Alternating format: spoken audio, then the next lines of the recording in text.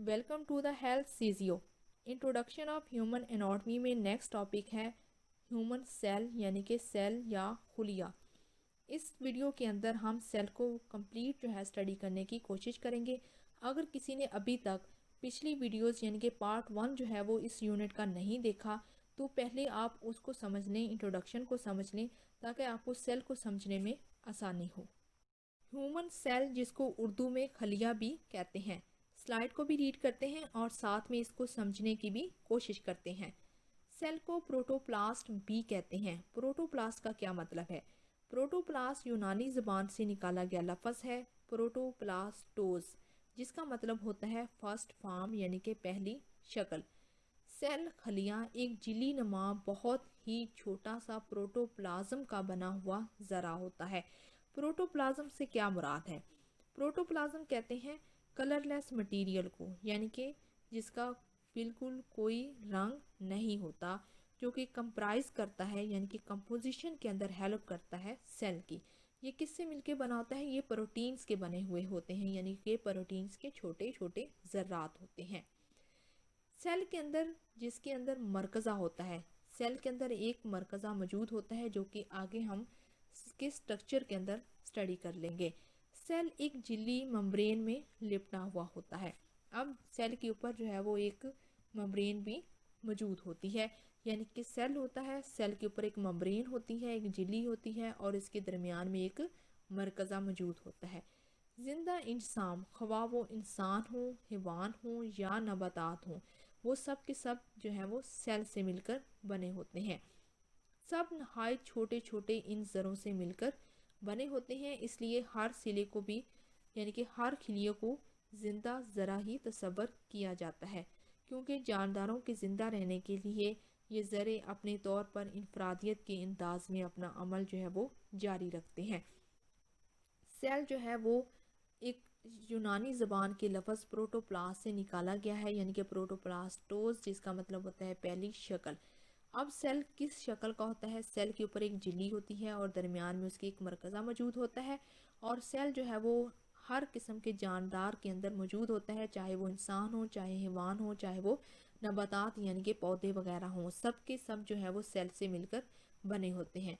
या यूँ कह लें कि सेल जो है वो ज़िंदा रहने के लिए एक जो है वो ज़रा है, जिसके लिए जो ज़िंदा चीज़ें होती हैं उनके अंदर जो है वो सेल मौजूद होते हैं। अब सेल जो है वो कितनी तादाद के अंदर मौजूद होते हैं ये अंदाज़ा लगाना बिल्कुल नामुमकिन है। सेल जो है वो बिल्कुल ऐसे हैं जैसे रेत के ज़रे होते हैं। जैसे आप रेत के ज़रों को नहीं गिन सकते, बिल्कुल इसी तरह जो है वो हम सेल के जो है वो तादाद को काउंट नहीं कर सकते। अगला टॉपिक है इंजेक्शन एंड अजीमिलेशन। इंजेक्शन कहा जाता है निगलने को और अजीमिलेशन कहा जाता है जुज़ू बदन बनने को। इंजेक्शन से लेके अजीमिलेशन तक ये जो है वो इसके दरमियान में दो प्रोसेस पाए जाते हैं। पहले आप उन प्रोसेस को समझने की कोशिश करें। इंजेक्शन कहा जाता है निगलना, यानी कि फूड को लेना, खुराक को लेना। हम क्या करते हैं, खुराक जो है वो सुबह खाना खाते हैं, अपने मुंह में नवाडा डालते हैं, तो वो जो मुंह के अंदर जो नवाला डालना है उसको कहा जाता है इंजेक्शन। इसके बाद आ जाता है इंजेक्शन, यानी कि आपने मुंह में नवाला डाला और वो जो नवाला है वो आपका चला गया आपके स्टमक यानी कि मैदे के अंदर तक। तो अब क्या हुआ, मैदे के अंदर कौन सा प्रोसेस स्टार्ट हुआ, उसको कहा जाता है डाइजेशन। डाइजेशन कहा जाता है फूड का जो पार्टिकल है, जो नवाला आपने अपने मुंह में डाला है, वो अब छोटे छोटे ज़रों के अंदर तकसीम हो रहा है, और वो तकसीम होने के साथ जो है वो पानी के साथ शामिल होके उसकी जो शक्ल है वो थोड़ी सी चेंज हो रही है। तो ये कहाँ पर हो रहा है? ये डाइजेशन का अमल जो है स्टमक के अंदर होता है, और इस प्रोसेस को कहा जाता है डाइजेशन। इसके बाद प्रोसेस स्टार्ट हो जाता है अब्जॉर्प्शन, यानी कि जज़ब होना। अब जो खुराक है जो हमने खाई है वो हमारे खून के अंदर शामिल हो रही है। इस शामिल होने वाले प्रोसेस को हम एब्जॉर्प्शन कहते हैं। इस अमल के बाद जो अगला अमल आता है उसको कहा जाता है अजीमिलेशन, यानी कि जुज़ू बदन बनना। इसके अंदर क्या असल में होता है कि जो खुराक हमारे खून की नालियों के अंदर जज़ब हुई है, अब वही खुराक जो है वो हमें एनर्जी के अंदर यानी कि एनर्जी की शक्ल के अंदर, ताकत के अंदर जो है वो हमें मिल रही है, उसको हम कहते हैं जुज़ू बदन होना। अब हम इसको जो है स्लाइड की मदद से पढ़ भी लेते हैं। सेल मुतहरिक यूनिट होता है जिसमें इंसान की खाई गई खुराक के अज्जा جذب ہونے کے بعد اس کا حصہ بن جاتے ہیں۔ سیل جو ہے وہ ایک متحرک یونٹ ہے، یعنی کہ سیل جو ہے وہ کام کرتا ہے۔ یہ نہیں ہے کہ سیل جو ہے وہ بالکل کام نہیں کرتے یا پڑے ہوئے ہیں یا سوئے ہوئے ہیں، ایسا بالکل بھی نہیں ہے۔ سیل جو ہے وہ کام کرتے ہیں اور وہ ہر وقت اپنے 24 گھنٹے کام کے اندر مصروف رہتے ہیں۔ اصل میں یہ کیا کام کرتے ہیں، اس کے اندر انسان جو خوراک کھاتا ہے وہ یہ اپنے اندر جذب کرتے ہیں اور پھر اس کے بعد جو ہے وہ اپنے خون کے اندر اس کو شامل کر دیتے ہیں۔ سیل انٹرا سیلولر یا انٹرسٹیشل فلوئڈ، جس میں امائنو ایسڈ، کیمیائی مادے وغیرہ گھیرے ہوئے ہوتے ہیں، ان کو بہت پیچیدہ اجزاء میں تبدیل کر دیتا ہے۔ انٹرسٹیشل فلوئڈ یا انٹرا سیلولر فلوئڈ کن کو کہا جاتا ہے؟ دو سیلوں کے درمیان میں جو فلوئڈ موجود ہوتا ہے اس کو ہم انٹرسٹیشل یا انٹرا سیلولر فلوئڈ کا نام دیتے ہیں۔ ان کے اندر جو ہے وہ بہت زیادہ امائنو ایسڈز موجود ہوتے ہیں۔ اب امائنو ایسڈز کیا ہوتے ہیں یہاں پر آپ نے بالکل نہیں سمجھنا۔ امائنو ایسڈز جو ہوتے ہیں وہ پروٹینز کو کہا جاتا ہے۔ پروٹینز کہاں موجود ہوتے ہیں؟ وہ آپ کے گوشت کے اندر موجود ہوتے ہیں۔ یہ اصل میں کیا کرتے ہیں، ان کو بہت زیادہ چھوٹے چھوٹے پیچیدہ اجزاء کے اندر ان کو تبدیل کر دیتا ہے۔ مثلاً جیسے کہ پروٹین، جیسے کہ میں نے ابھی آپ کو بتایا، پروٹین کہاں پر موجود ہوتے ہیں؟ وہ آپ کے گوشت کے اندر موجود ہوتے ہیں، اور جیسے ہی گوشت جو ہے وہ چھوٹے چھوٹے ٹکڑوں کے اندر تبدیل ہوتا ہے اس کو ہم پروٹوپلازم کا نام دے دیتے ہیں، اور اس طرح مثلاً پروٹین سے پروٹوپلازم کا بن جانا۔ Is the growth and repair. Growth کہتے ہیں نشوونما کو، اور ریپیئر کہا جاتا ہے مرمت کو۔ گروتھ اور ریپیئر کو اینابولزم بھی کہتے ہیں۔ میٹابولزم کی دو ٹائپس ہوتی ہیں، ایک ہوتی ہے اینابولزم اور دوسری ہوتی ہے کیٹابولزم۔ سب سے پہلے ٹائپ ہم پڑھ لیتے ہیں اینابولزم، اور اس کے بعد ہم پڑھیں گے کیٹابولزم۔ سب سے پہلے سمجھنے کی کوشش کریں کہ اینابولزم کس کو کہا جاتا ہے۔ اینابولزم اس کو کہا جاتا ہے جیسے ایک، پھر اس کے بعد ایک اور پھر اس کے بعد ایک اور ایک، یعنی کہ مختلف جو ہیں وہ چھوٹی چھوٹی چیزیں جب آپس میں مل کر زیادہ بڑی چیز بنا دیتی ہیں۔ یوں کہہ لیں کہ اگر آپ ایک باکس کے اندر مختلف قسم کی پینسلیں جوڑتے جائیں اور وہ ایک باکس کی شکل اختیار کر لے، اس کو ہم اینابولزم کا نام دیں گے۔ اس میں پہنچنے والے مٹیریل کے سیل کے استعمال سے نیا پروٹوپلازم یعنی کہ تیار ہوتا ہے، سنتھسائز ہوتا ہے۔ اب جیسے میں نے ابھی آپ کو اگزامپل بتا دی ہے کہ ایک باکس ہے اور اس کے اندر آپ نے ساری پینسلیں ڈالتے گئے ہیں، تو وہ کیا ہوا، ایک سیل کی شکل اختیار کر گئی ہیں، یعنی کہ سیل کے اندر جو استعمال ہوئی پینسلیں ہیں وہ ایک اینابولزم کے اندر جو ہے وہ گروتھ کے اندر، ایک ریپیئر کے اندر اپنی شکل اختیار کر گئی ہیں، جس میں سیل جسامت میں بڑھ جاتا ہے۔ یہ سیل کی بڑھوتری ہوتی ہے جہاں نئے سیل بننے کے لیے تبدیلی عمل میں آتی ہے۔ اس طرح خود سیلوں کی گروتھ اور مرمت کا عمل جاری رہتا ہے۔ اب یہاں پر اینابولزم کو سیل کے پوائنٹ آف ویو سے سمجھنے کی کوشش کریں۔ ہم جو چیزیں جو روزانہ خوراک کھاتے ہیں، وہ خوراک ابھی ہم نے پچھلی سلائیڈ کے اندر پڑھا کہ منہ میں ڈوالا ڈالا ہم نے، اور پھر اس کے بعد ہمارے اسٹمک کے اندر چلا گیا، اسٹمک نے اس کو چھوٹے چھوٹے حصوں کے اندر تقسیم کر دیا، پھر یہ ہمارے خون کے اندر شامل ہو گیا، اور خون میں شامل ہونے کے بعد وہ ہمیں انرجی کی صورت کے اندر ہمیں مل گیا۔ اب کیا ہوا کہ جو انرجی کی صورت کے اندر جو ہمیں ملا ہے، چھوٹی چھوٹی جو انرجیاں ہوتی ہیں، یا یوں کہہ لیں کہ چھوٹے چھوٹے جو یونٹس ہوتے ہیں وہ آپس میں مل کے اکٹھے ہوتے جاتے ہیں، تو کیا ہوا، ان کا سائز جو ہے وہ بڑھتا چلا جاتا ہے، یعنی کہ ان کی سنتھسائز بڑھتی جاتی ہے۔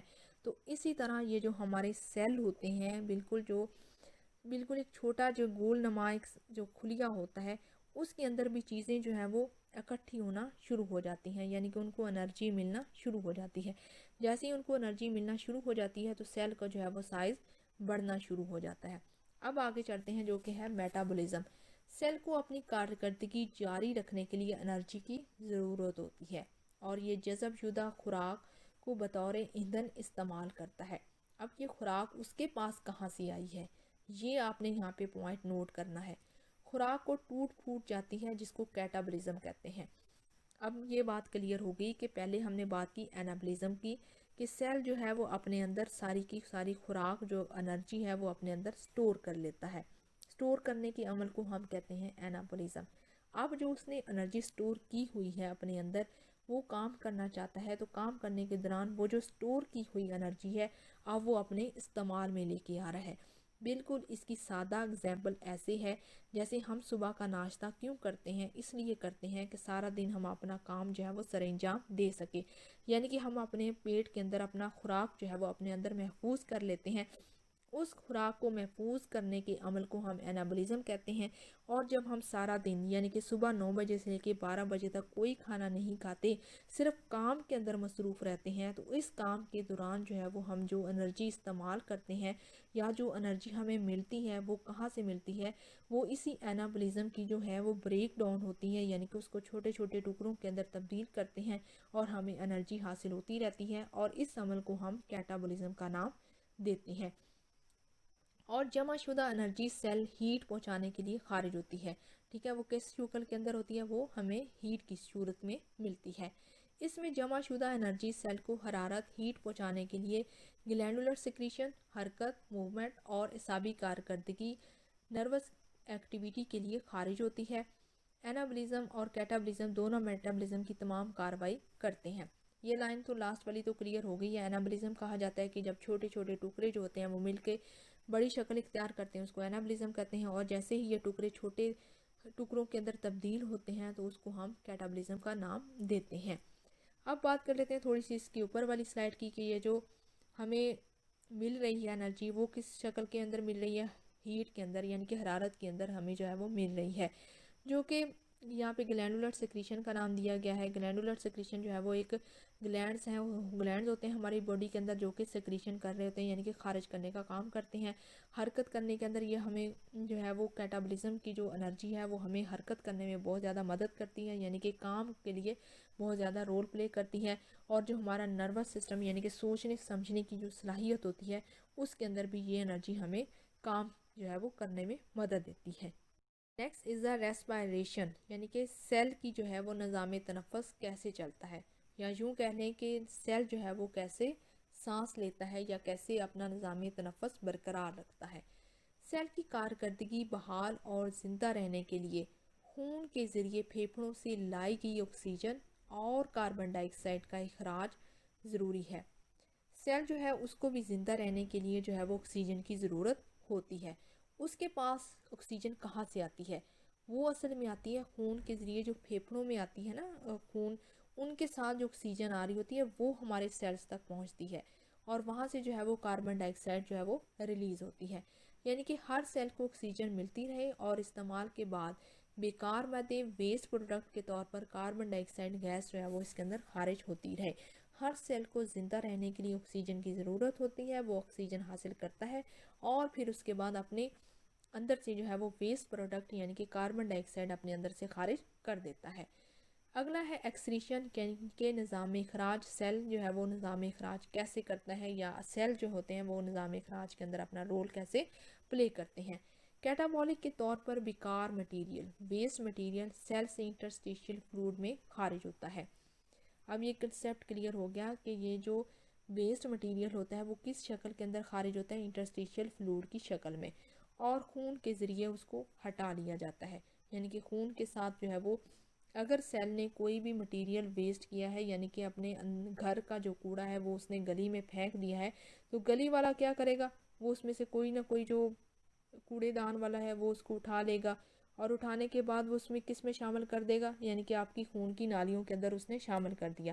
خون کی نالیوں سے وہ خون کدھر گیا، وہ سارا گندا مادہ وہ چلا گیا آپ کے گردوں کے اندر۔ اب گردوں کے سیلوں نے کیا کیا، یعنی کہ گردوں کے خلیوں نے کیا کیا، گردوں کی خلیوں نے اس کو صاف کیا اور جو ہے وہ پیشاب کو اور خون کو علیحدہ کر دیا ان سیلز نے، اور اس طرح جو ہے وہ آپ کے باڈی سے ایکسکریٹ ہو گیا اور جو خون ہے وہ واپس باڈی کے اندر چلا گیا۔ خون کے ذریعے جب وہ ہٹا لیا جاتا ہے، خون کے اندر بیکار مادے یعنی کہ کاربونک ایسڈ جو ہے وہ پھیپھڑوں میں لے جاتے ہیں، جہاں پر اسے کاربن ڈائی آکسائڈ گیس کی صورت میں خارج کر دیا جاتا ہے۔ دیگر بیکار مادے بھی گردوں اور پیشاب کے ذریعے اس کے اندر سے خارج کر دیے جاتے ہیں۔ ایکسکریشن جو ہے نظام اخراج ہے جو ہے وہ صرف اور صرف ایک ہی عمل نہیں ہے ہیومن باڈی کے اندر، بہت سارے عوامل ایسے ہیں یا بہت سارے ہیومن باڈی پارٹس ایسے ہیں جو کہ اخراج کا کام کر رہے ہوتے ہیں۔ آپ کا جو نوز ہے وہ بھی اخراج کرتا ہے، آنکھیں وہ بھی اخراج کرتی ہیں، سکن جو ہے وہ سب سے زیادہ خارج کر رہی ہوتی ہے، اسی طرح ہیومن باڈی کا جو یورینری سسٹم ہے وہ بھی خارج کر رہا ہوتا ہے۔ تو بہت سارے ایسے ہیومن باڈی کے اندر نظام موجود ہیں۔ ہم یہ جو سانس لیتے ہیں اس کے دوران بھی جو ہے وہ اخراج کا کام چل رہا ہوتا ہے۔ تو کیا ہوا کہ کوئی بھی جو چیز ہے ह्यूमन बॉडी के सेल ने एक्सक्रीट की, वो एक्सक्रीट होने के बाद कहाँ शामिल हुई, वो हमारे इंटरस्टिशियल फ्लूइड के अंदर शामिल हुई, और इंटरस्टिशियल फ्लूइड से वो कहाँ गई, वो हमारे खून के अंदर शामिल हो गई। खून के अंदर क्या मौजूद होता है, खून के अंदर कार्बोनिक एसिड्स मौजूद होते हैं। ये जो कार्बोनिक एसिड्स होते हैं वो क्या काम करते हैं, वो कार्बन डाइऑक्साइड की सूरत के अंदर हमारे सांस के ज़रिए जो है वो खारिज कर देते हैं। और इन केस अगर कोई चीज़ खारिज नहीं होती कार्बन डाइऑक्साइड के ज़रिए, तो फिर क्या होता है, वो दोबारा खून के अंदर शामिल होती है और गुर्दों के ज़रिए उनको साफ़ किया जाता है, और वो पेशाब की सूरत में ह्यूमन बॉडी से एक्सक्रीट हो जाते हैं, और बाकी का साफ़ जो खून है वो जिस्म के अंदर शामिल कर दिया जाता है। Next is irritability and conductivity. Irritability कहते हैं चिड़चिड़ेपन को, और कंडक्टिविटी कहा जाता है किसी भी चीज़ को ट्रांसमिट करना। अब एक बार स्लाइड को भी रीड करते हैं और इसको समझने की भी कोशिश करते हैं। मेटाबॉलिक की कारकर्दगी और सेल के बढ़ने की ताकत की दोनों खसूसियात के पेश नज़र सेल एक्टिव होता है। असल में यहाँ पर ये बताना चाह रहा है कि जो मेटाबॉलिक एक्टिविटी यानी कि मेटाबॉलिज्म जब सेल के अंदर हो रहा होता है, यानी कि मेटाबॉलिज्म की दोनों टाइप्स एनाबॉलिज्म और कैटाबॉलिज्म, इन दोनों हालतों के अंदर सेल जो है वो बहुत ज़्यादा एक्टिव होता है। कैसे एक्टिव होता है? एनाबॉलिज्म की हालत के अंदर सेल को जो है वो एनर्जी मिल रही होती है, और कैटाबॉलिज्म की हालत में सेल जो है वो एनर्जी दूसरों को दे रहा होता है। तो इन दोनों हालतों में क्या हुआ, सेल जो है वो काफ़ी ज़्यादा काम कर रहा है, तो इस तरह सेल एक्टिव हालत में मौजूद है। जब सेल को केमिकल, फिजिकल, मैकेनिकल या एसाबी तहरीक मिलती है तो सेल जवाब देने के अंदाज में एहसास ज़रूर दिलाता है। अब यहाँ पर सेल को केमिकल से क्या मुराद है? केमिकल से मुराद होता है इंसानी फूड जो हम डेली खाते हैं, वो क्या होता है, वो बायोकेमिकल शक्ल के अंदर हमारे बॉडी के अंदर जाता है और सेल को केमिकल की हालत में मिलता है। फिजिकल से क्या मुराद है? जैसे गर्मियाँ हों या सर्दियाँ हों, तो हम क्या करते हैं कि अपने ऊपर जो है वो सर्दियों में जर्सियाँ वगैरह पहन लेते हैं और अपने बॉडी को कवर करने की कोशिश करते हैं ताकि सर्दी ना लगे। तो क्या हुआ, ये फिजिकल हालत हुई। और गर्मियों में क्या करते हैं कि ज़्यादा से ज़्यादा पानी का इस्तेमाल किया जाता है, तो इसको फिजिकली कंडीशन का नाम दिया जाता है। उसके बाद आ जाता है मैकेनिकल या एसाबी तहरीक, यानी कि ह्यूमन बॉडी के अंदर एक मैकेनिकल सिस्टम चल रहा है या एक नर्वस सिस्टम जो हमारा चल रहा है, उस दौरान भी सेल जो है वो काफ़ी ज़्यादा अपनी एक्टिव हालत के अंदर होता है और ये जवाब देने के अंदाज में एहसास जो है वो दिलाता है, जिसे हम रिस्पॉन्ड करना या सिकुड़ जाना कहते हैं। सिकुड़ना या रिस्पॉन्ड की दो टाइप्स होती हैं, सिकुड़ना और फैलना। यानी कि अगर इस तरह की कोई भी एक्टिविटी सेल के अंदर होती है तो सेल सिकुड़ता भी है और फैलने की सलाहियत भी रखता है। जैसे मसल सेल फाइबर और या इससे रतूबत खारिज हो सकती है, यानी कि अगर सेल रिस्पॉन्ड करता है तो डेफिनेटली सेल के अंदर से कोई ना कोई चीज़ जो है वो खारिज हो रही है। जैसा कि मिसाल के तौर पे मैदा में से जो है वो सिक्रीशन होती है, एचसीएल सिक्रीट होता है, लबलबा पेंक्रियाज जो है वो भी सिक्रीशन करता है, और इसके साथ ऑर्गन्स और ग्लैंड्स वगैरह जो होते हैं वो भी कुछ ना कुछ सिक्रीट कर रहे होते हैं और ये तहरीक या लहर पैदा करते हैं। जैसे नर्वस सेल में होता है एसाबी मिसाल सबसे अच्छी सेल की कारकर्दगी की मिसाल है। मुतहरिक होने, जानदार होने के लिए मंदरजा झैल खसूसियात का होना लाजमी है। पहली क्या खसूसियात है? हरकत करना, एक्टिविटी करना। ठीक है, जब तक इंसान हरकत करता है, एक्टिव रहता है, तो उसके जो सेल हैं वो भी काफ़ी ज़्यादा एक्टिव हालत में रहते हैं। एक्टिविटी से क्या मुराद है? इससे मुराद है कि जिंदा एशिया मादा एक जगह से दूसरी जगह हरकत कर सकती हैं या फिर काम करने की सलाहियत रखती हैं। ये एक्टिविटी की तारीफ है। दूसरा है सांस लेना यानी कि रेस्पिरेशन करना। तमाम जिंदा एशिया जिंदा रहने के लिए हवा, ऑक्सीजन इस्तेमाल करती हैं, इसे हम रेस्पिरेशन कहते हैं। जब हम सांस लेते हैं, हम सांस दो तरह से लेते हैं, नाक की मदद से और मुंह की मदद से। इन दोनों हालतों में जब हम सांस ले लेते हैं तो ये सांस हमारे खून में जाकर शामिल हो जाती है, यानी कि जो ऑक्सीजन है वो खून में शामिल होती है और खून में शामिल होने के बाद हमारे सेल्स तक पहुंच जाती है। जब वो सेल तक पहुंचती है तो फिर सारा बॉडी जो है वो एक्टिव हालत के अंदर रहता है। तीसरा है डाइजेशन यानी कि हज़म करना। जिंदा अशिया ज़िंदगी बरकरार रखने के लिए मुख्तलिफ ग़ज़ाई अज्जा को हज़म करके मुफीद क़ुव्वत हासिल करने की सलाहियत रखती हैं। इसे हम हज़म करना या डाइजेशन करना कहते हैं। یعنی کہ ہم کوئی بھی خوراک جو کھاتے ہیں اپنے منہ کی مدد سے اس کو ہم لے لیتے ہیں اور پھر اس کے بعد دانتوں کی مدد سے اس کو چباتے ہیں اور پھر گلے میں سے ہوتی ہوئی یعنی کہ ایسوفیگس میں سے گزرتی ہوئی ہمارے اسٹمک تک پہنچ جاتی ہے، جہاں پر جو ہے وہ ہضم ہوتی ہے، اور ہضم ہونے کے بعد یہ ہمارے خون کا حصہ بنتی ہے، اور حصہ بننے کے بعد خون میں شامل ہونے کے بعد یہ ہمارے سیلز تک پہنچ جاتی ہے، جس سے جو ہے وہ انرجی ملتی ہے۔ پھر اس کے بعد چوتھا پوائنٹ ہے ایکسکریشن یعنی کہ خارج ہونا۔ فالتو مادوں کے خراج یا ضائع کرنے کی صلاحیت کو ایکسکریشن کہتے ہیں۔ یہ تمام زندہ اشیاء کی خاصیت ہوتی ہے۔ جب بھی ہم کوئی چیز کھاتے ہیں یا سیل اگر کوئی چیز لیتا ہے تو ہر جو زندہ چیز ہے وہ کچھ نہ کچھ ضائع ضرور کرتی ہے۔ اس کے بعد پانچواں ہے نشو و نما بڑھنا یعنی کہ گروتھ۔ زندہ اشیاء مادہ ایک خاص مدت تک مخصوص رفتار سے اپنی جسامت میں بڑھتے ہیں، اسے نشو و نما یا گروتھ ہونا کہتے ہیں۔ آخری پوائنٹ ہے تولید یعنی کہ ریپروڈکشن۔ زندگی کے عمل کو جاری و ساری رکھنے کے لیے قدرت نے زیادہ اشیاء کو تولید یعنی ریپروڈکشن کی خصوصیت سے نوازا ہے۔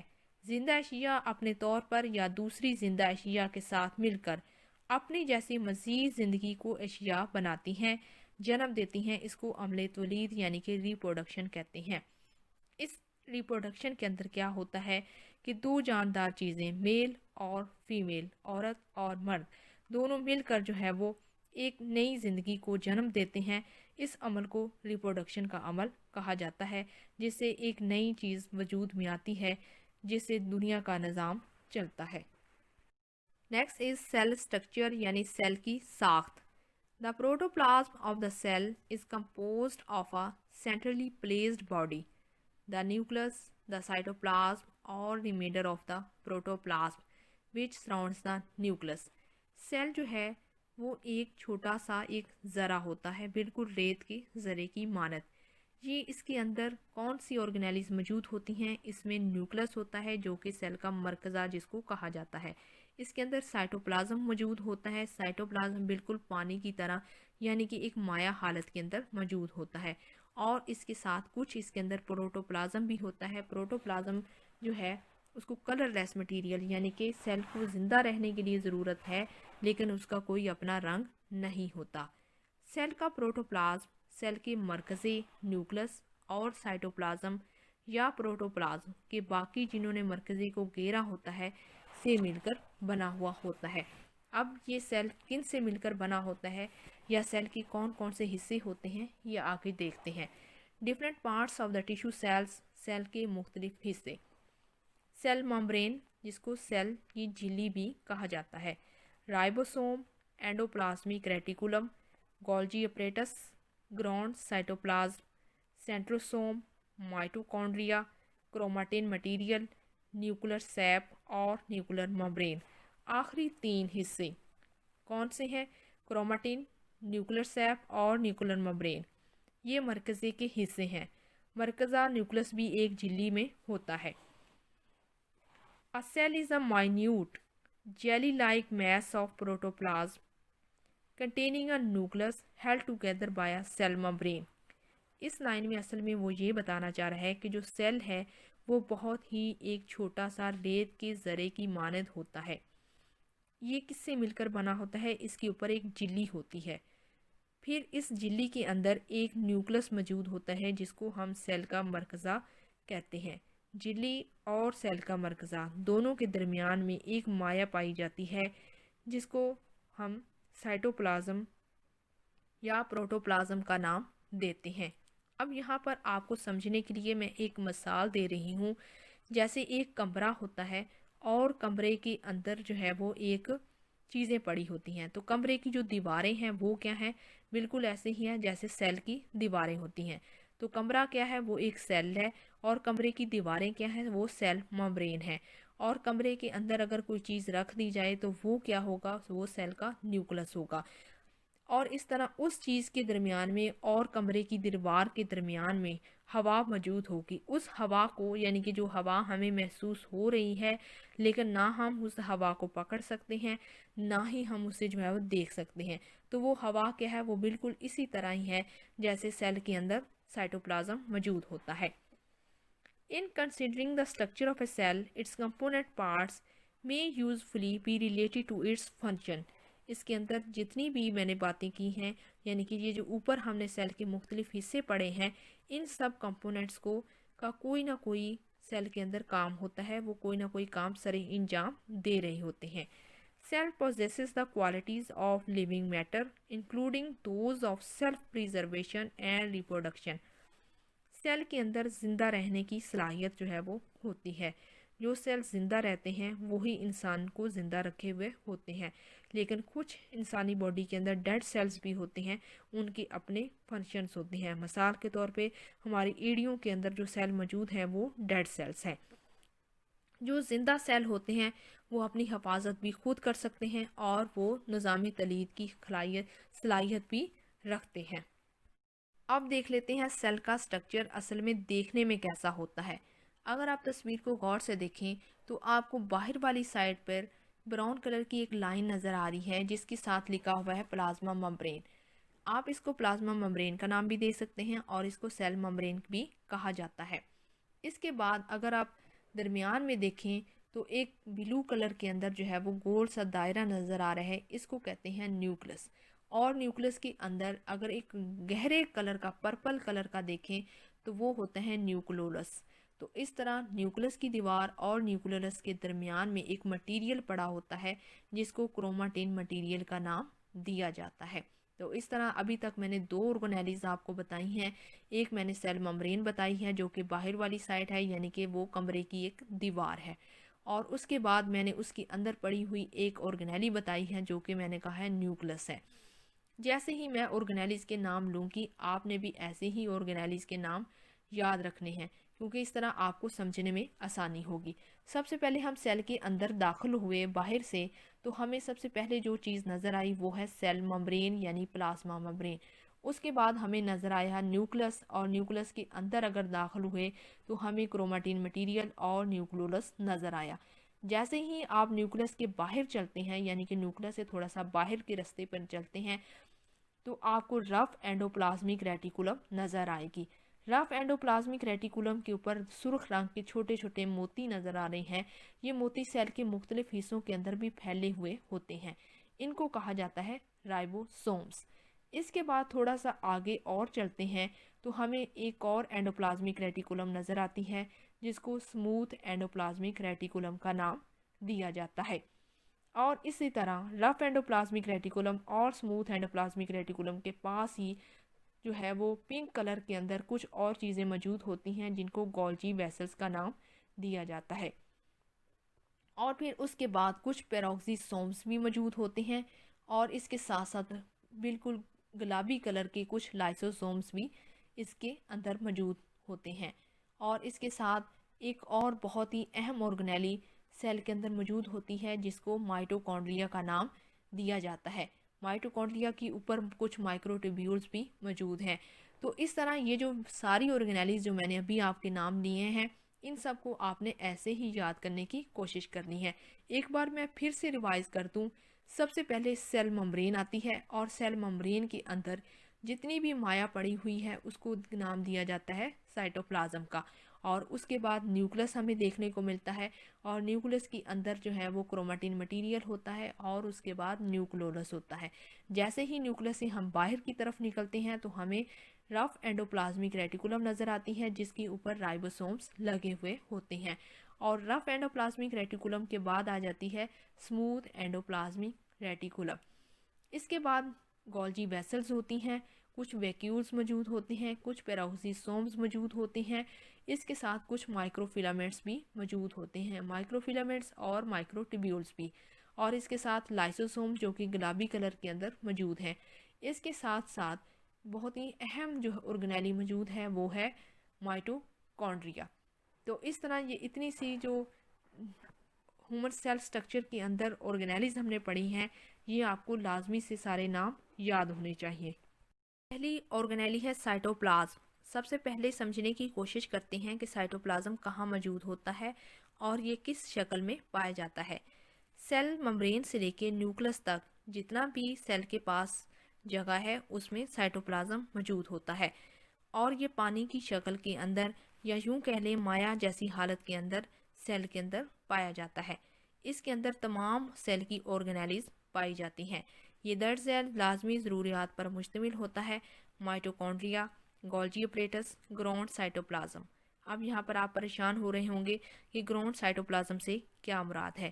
گراؤنڈ سائٹوپلازم سے مراد یہ ہے کہ سیل کی پاس جتنی بھی آرگنیلیز ہیں، یعنی کہ سیل کی جتنی بھی کمپوننٹس ہیں، ان کے پاس ایک خاص قسم کا سائٹوپلازم پایا جاتا ہے جس کو گراؤنڈ سائٹوپلازم کا نام دیا جاتا ہے۔ سینٹروسوم اور سیل ممبرین۔ اب یہاں پر پھر سے آپ پریشان ہو گئے ہوں گے کہ سیل ممبرین کیا ہوتی ہے، جبکہ سیل کی اوپر والی کورنگ کو ہم نے سیل ممبرین کا نام دیا تھا۔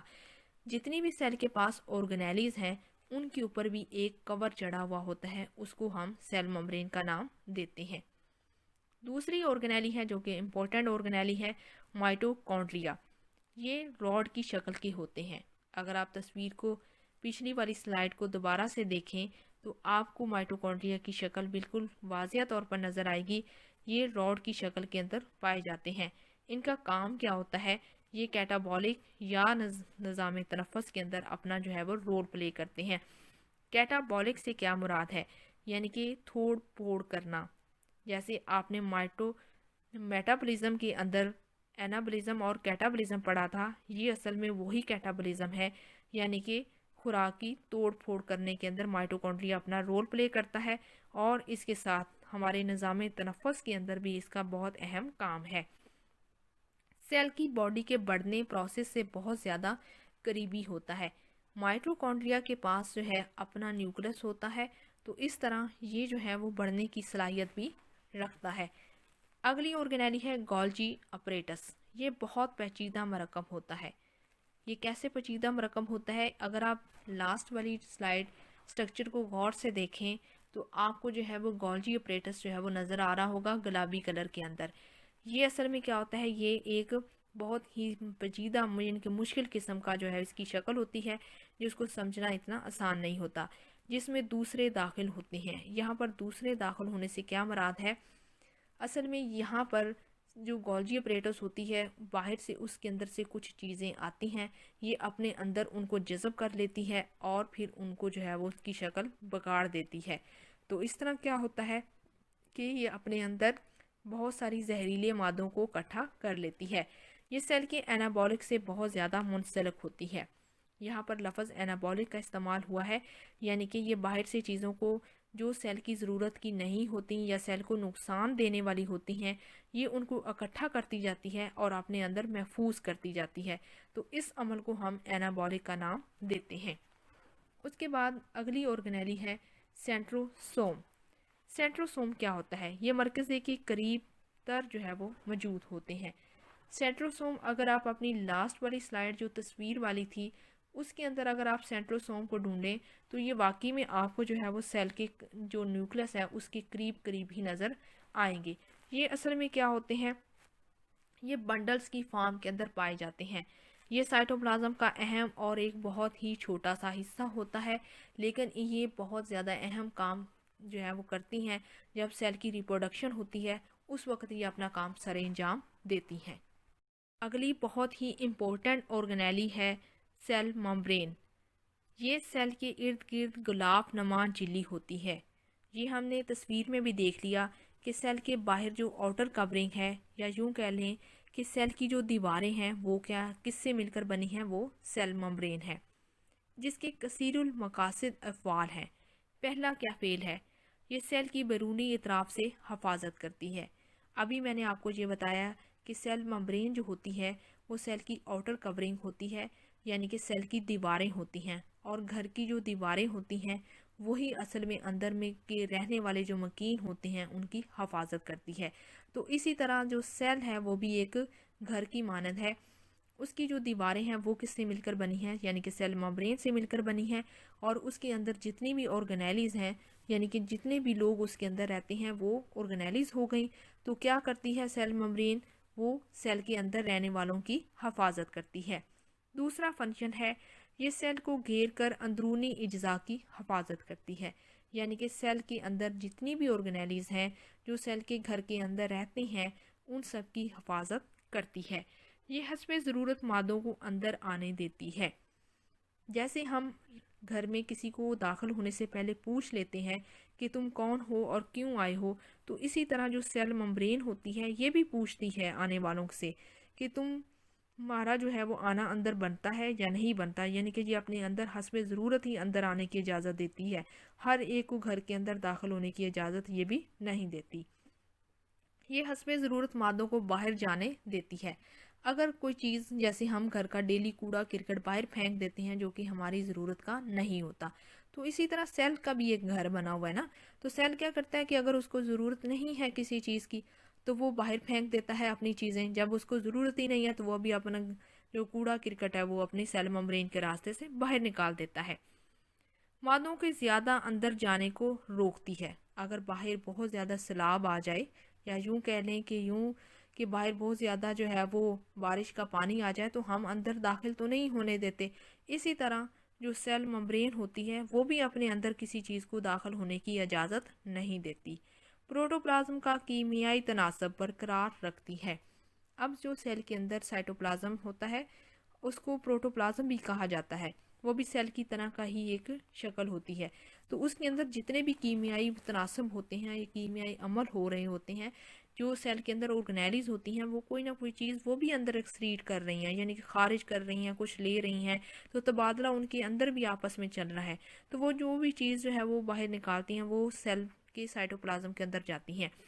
تو سیل ممبرین کا کیا کام ہوتا ہے کہ اگر زیادہ چیزیں اندر ہو جائیں تو وہ باہر نکال کے مناسب جو ہے وہ ایک جیسی برابری ان کے اندر کر دیتی ہے۔ اب ہم اس کی تصویر کو دیکھ لیتے ہیں، سیل ممبرین کا سٹرکچر سمجھنے کی کوشش کرتے ہیں کہ سیل ممبرین کا سٹرکچر جو ہے وہ کیسا ہوتا ہے۔ اگر آپ تصویر کو غور سے دیکھیں تو آپ کو جو ہے وہ پنک کلر کے اندر کچھ بالز نظر آ رہے ہیں، اوپر بھی نظر آ رہے ہیں اور نیچے بھی نظر آ رہے ہیں، یہ جو بالز ہیں ان کو کہا جاتا ہے ہیڈ، اور جو ان کے ساتھ لگی ہوئی دو ٹانگیں ہیں ان کو کہا جاتا ہے ٹیلز۔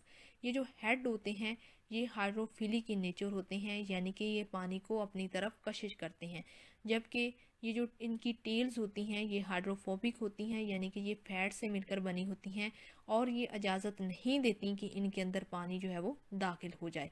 پھر اس کے بعد یہ بالکل دو تہیں بناتا ہے، بالکل ایسے تہیں بنتی ہیں جیسے کہ ڈبل روٹی کے دو سینڈوچ کی جو سینڈوچ بناتے ہیں اس کی تہیں بنتی ہیں، ایک ڈبل روٹی کا پیس اوپر اور ایک اس کے بعد نیچے، تو ان کے درمیان میں آپ اگر کوئی بٹر لگا دیں اور آپس میں جوڑ دیں تو بالکل یہ ایسی ہی شکل بنے گی جیسی آپ کے سامنے سیل ممبرین کی بنی ہوئی ہے۔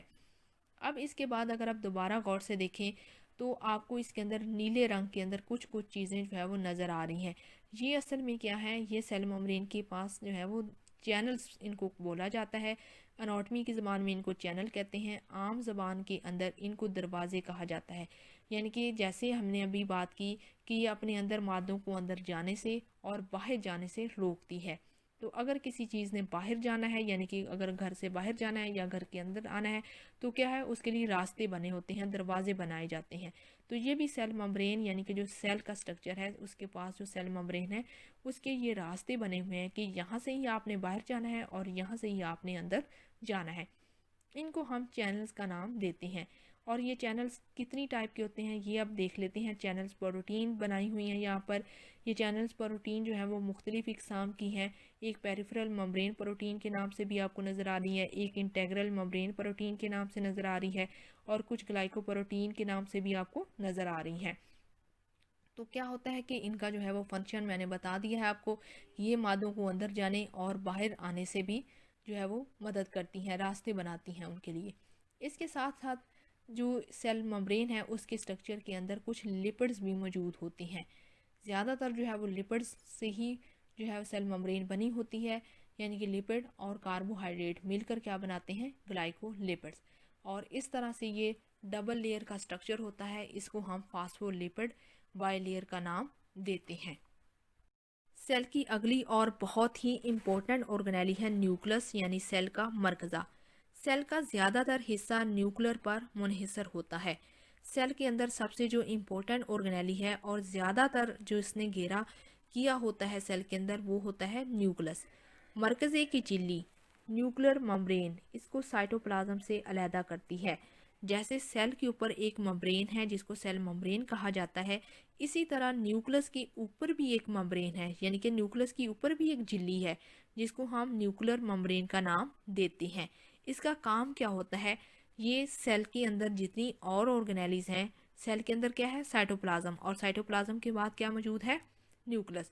تو یہ کیا کرتی ہے نیوکلر ممبرین؟ یہ حفاظت کرتی ہے نیوکلس کی کہ تم نے اب اس کے اندر کوئی چیز نہ داخل ہونی ہے اور نہ ہی باہر جانی ہے، ضرورت سے زیادہ نہ اندر آنے دیتی ہے، نہ ضرورت سے زیادہ باہر جانے دیتی ہے۔ سیل جو ہے وہ بیرونی سیل ممبرین کی طرح مرکزی کو بھی اپنی علیحدہ جھلی ہوتی ہے، یہ بات ہم نے سمجھ لی، جس کے اندر درج ذیل گرے ہوئے مادے ہوتے ہیں۔ کون سے مادے ہوتے ہیں؟ کروماٹین مٹیریل اور نیوکلر سیل۔ اس کے بعد آ جاتا ہے نیوکلر ممبرین، مرکزی کی جھلی مرکزی کے مادوں کو مرکزی سے باہر سائٹوپلازم میں سیل کے شامل ہونے سے حفاظت کرتی ہے۔ بالکل اسی طرح جیسے سیل کی ممبرین ہوتی ہے وہ اس کی حفاظت کرتی ہے، تو اسی طرح نیوکلس کی بھی ممبرین ہوتی ہے، نیوکلس کی بھی اپنی جھلی ہے جو کہ نیوکلس کی بھی حفاظت کرتی ہے۔ سیل کا وجود مرکزی کے بغیر نہیں رہ سکتا، تمام سیل کی کارکردگی مرکزی کے پیش نظر ہوتی ہے۔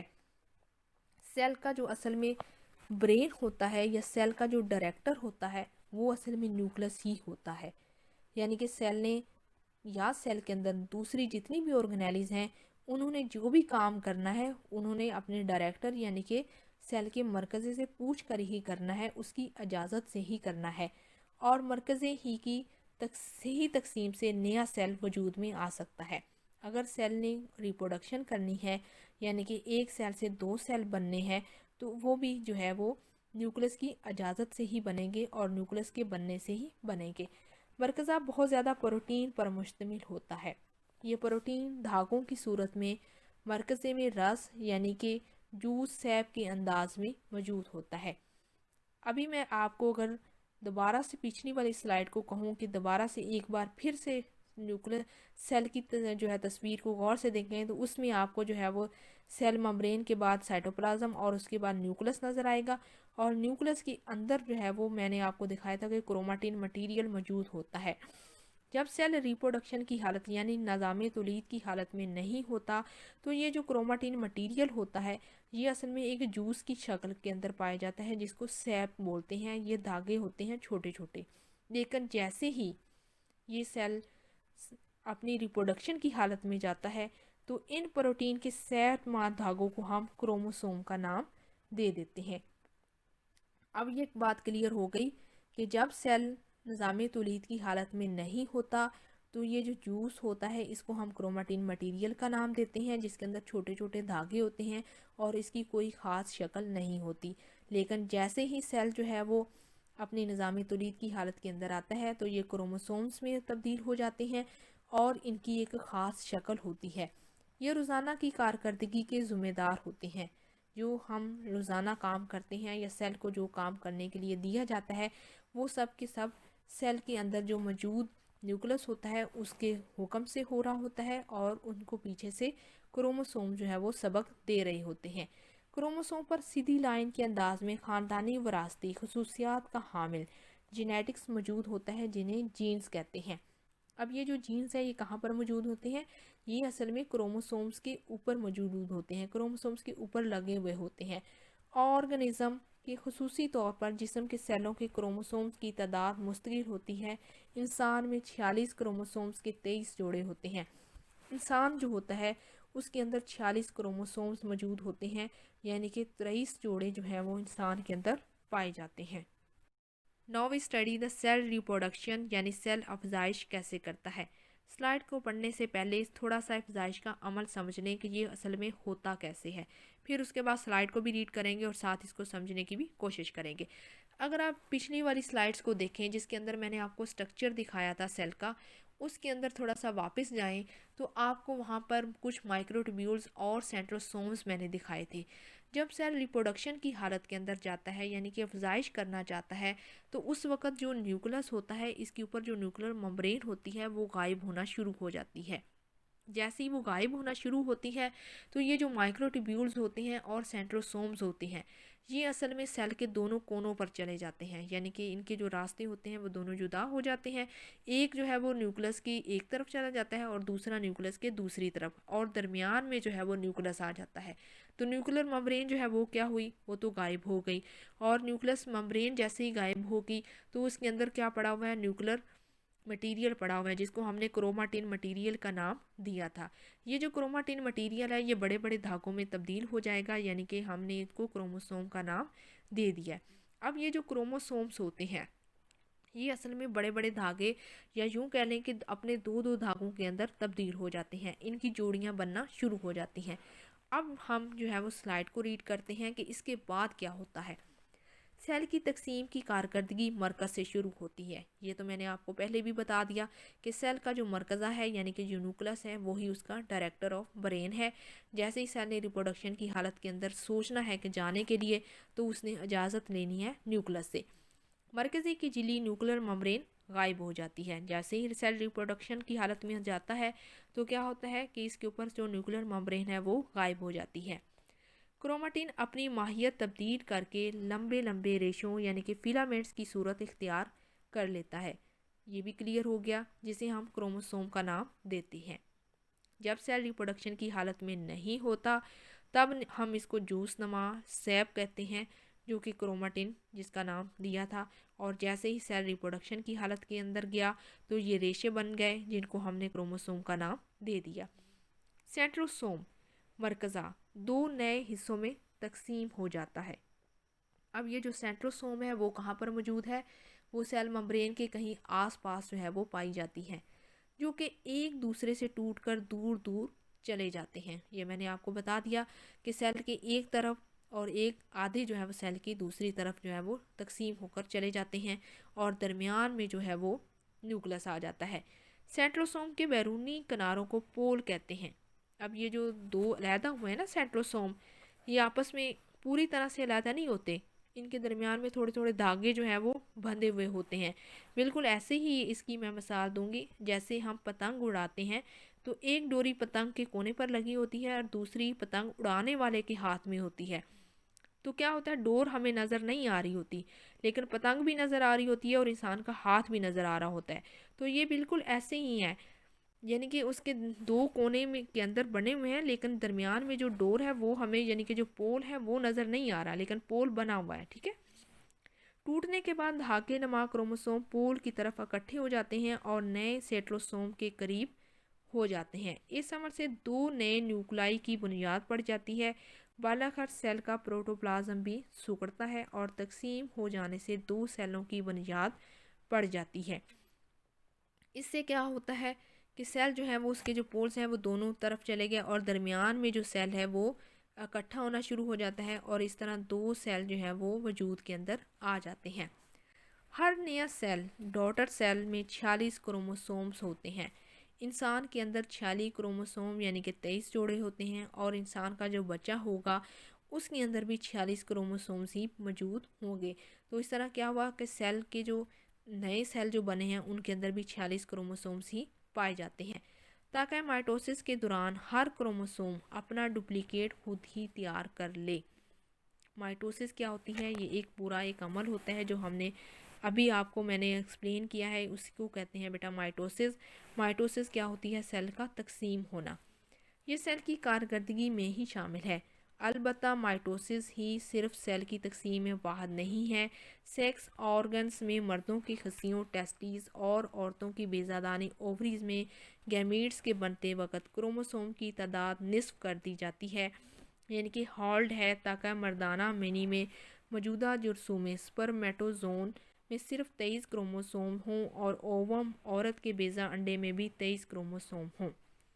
ये बात हम अगले नेक्स्ट लेक्चर के अंदर, नेक्स्ट वीडियो के अंदर डिटेल में डिस्कस करेंगे कि असल में इंसानी जो बेबी होता है, जो इंसानी बच्चा होता है, वो असल में कैसे वजूद में आता है। ये मैं आपको अगली वीडियो के अंदर जो है वो अच्छे से समझाऊंगी।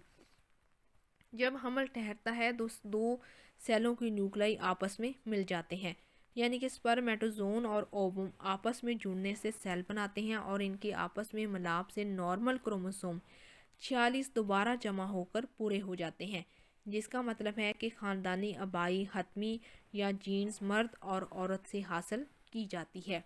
इस तरह एक सेल में वहदानियत की बजाय दो की खसूसियात शामिल होती हैं। पैदा होने वाला बच्चा अपने ख़ानदान विरासत के मुताबिक वालदा या वालिद या उन दोनों के वालिदैन जैसी खसूसियात लेकर पैदा होगा। असल में ये जो रिप्रोडक्शन होती है ये क्या है, ये नई वजूद, एक नई नस्ल का वजूद होता है। यहाँ पर मैंने आपको जो है वो थोड़ा सा समझाने की कोशिश की है।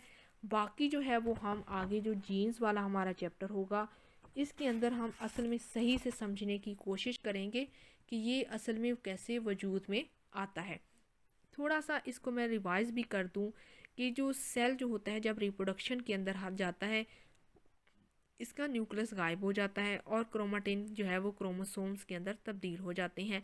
इंसान के अंदर 46 क्रोमोसोम्स होते हैं यानी कि 23 जोड़े होते हैं। जब मेल और फीमेल यानी कि माँ और बाप जब दोनों रिप्रोडक्शन की हालत के अंदर होते हैं तो नए आने वाले बच्चे का जो सेल होता है उसके अंदर भी 46 क्रोमोसोम्स होते हैं। वो कैसे 46 होते हैं? 23 वो माँ से लेता है, 23 वो बाप से लेता है। तो इस तरह दोनों में जाकर कितने बन गए? 46 क्रोमोसोम्स तकसीम हो गए।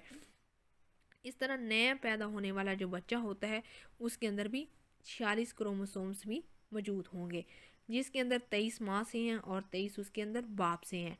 जिससे ये क्लियर होता है कि बच्चे जो पैदा होने वाला बच्चा है उसके अंदर माँ जैसी खसूसियात भी उतनी ही हैं और उतनी ही उसके अंदर बाप जैसी खसूसियात भी पाई जाती हैं। हो सकता है कि इनके वालदैन के भी जो वालदैन हैं यानी कि नाना नानी या दादा दादी हैं उन जैसी खसूसियात भी बच्चे के अंदर आ सकती हैं। यानी कि ये जो रिप्रोडक्शन का अमल होता है ये एक ख़ानदानी अमल होता है जिससे जो है वो विरासत जो है वो चलती है। अब यहाँ पर हमारा ये दूसरा पार्ट जो है सेल इंट्रोडक्शन जो ह्यूमन इंट्रोडक्शन का कंप्लीट हो गया है। इसके नेक्स्ट वीडियो के अंदर हम मज़ीद इसको समझने की कोशिश करेंगे। अगर किसी स्टूडेंट का कोई क्वेश्चन है तो वो नीचे कमेंट बॉक्स में लाजमी से मेंशन करें। Thank you.